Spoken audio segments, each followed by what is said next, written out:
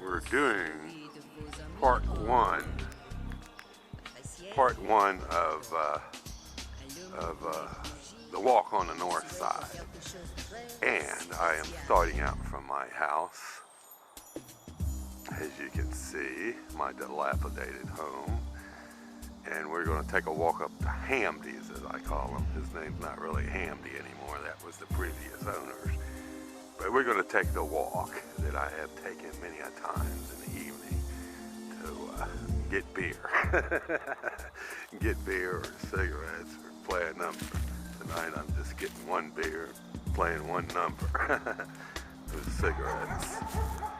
So this is a walk I've done, like I said, many a times over the years. And out here at night on this road, you got to be very, very careful because you're dealing with the ghetto element, and you never know what's going to crop up around here. You know, the summertime's worse than the winter. In the winter, the folks like to stay inside, the ones that cause the trouble because they don't like the cold. This is a busy street, and lots of bad things happen on this avenue, which we call Crenshaw Avenue.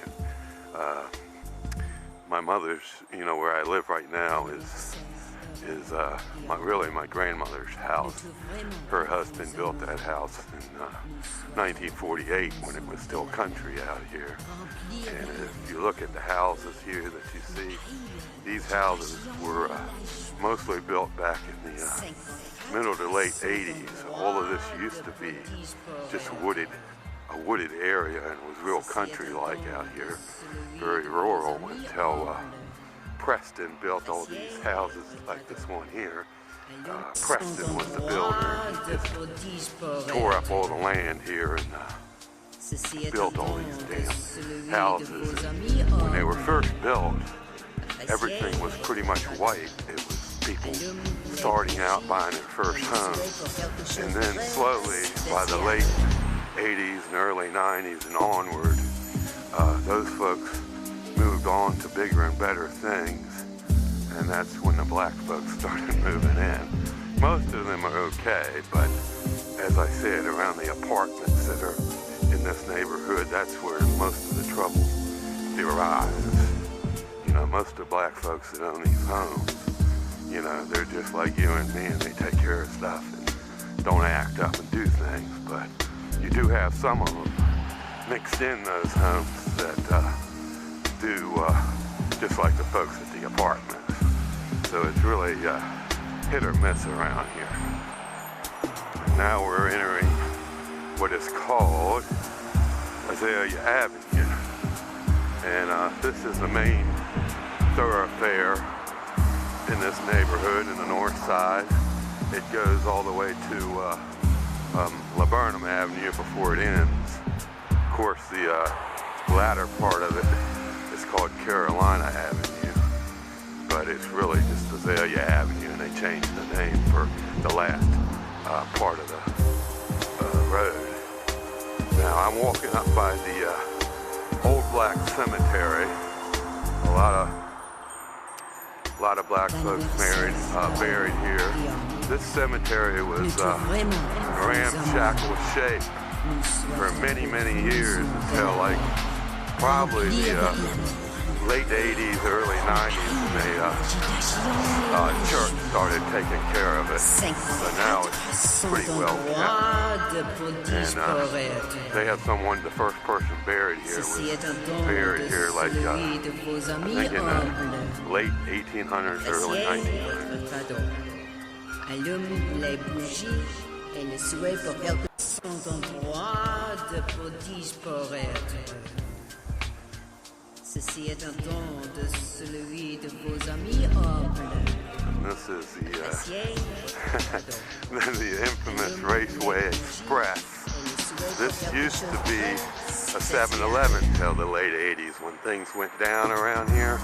They used to have a Hardee's fast food place place where you see the truck in the background. That was there for years.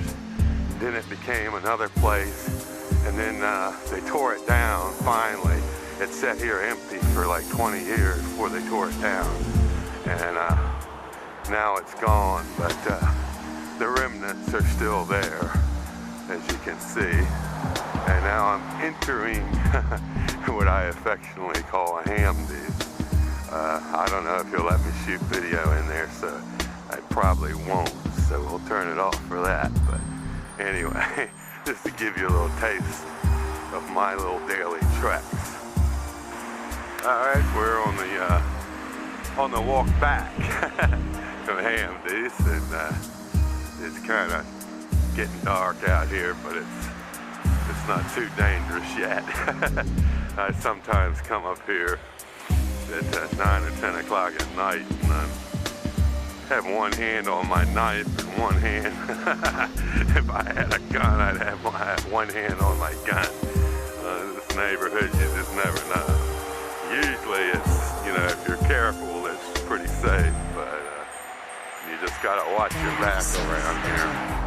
It's, you know, it's just what it is, I guess. And that's my life around here walking anyway. I'm fortunate enough that I finally have something to drive. I don't have to worry too much about Ceci est un don de celui de vos amis humbles. Appréciez votre fardeau. Allume les bougies et le souhait pour son endroit de prodige pour être. Ceci est un don de celui de vos amis humbles. Just as you saw, you never know what you're dealing with. But, anyway, this is the walk back. This house here was built here before the 1900s. It wasn't, can't remember when, but an old lady used to live here for many, many years. I remember her when I was in school, when she's still alive. And she'd been in this house for years. It was one of the first ones built out here. Over here, if you look at the houses over there, those houses, one of them, I think it was the one to your left, was the house that the guy that had a store right across the street, a little convenience store, old-fashioned, called Jet Shack, and he used to live in a house across the street, and he lived there for many years. Jet Shack was there all the way up into probably the late 80s too, and that's when that kind of disappeared too. But all these houses here, I remember when they were built. I remember when this whole neighborhood was kind of built, other than the houses that were built earlier in the 70s, which were kind of much better houses than these little cheap starter home houses. And we're approaching home again. Yeah, this all used to be wood. This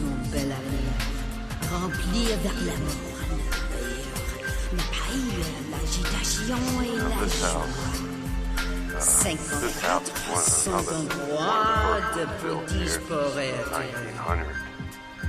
Ceci est un don de celui de vos amis humbles. Sat on her porch many hot summers. When I was a kid, she died. Several others have been in there. But yeah, there's some history here. Kind of interesting to know. The house next to us was also built around 1900. Our house here was built in 1948, but this house over there that you see next door, that was built in 1900, and been there ever since. Anyway, that concludes the walk on the Northside series, project number 1, the trip to Hamdies.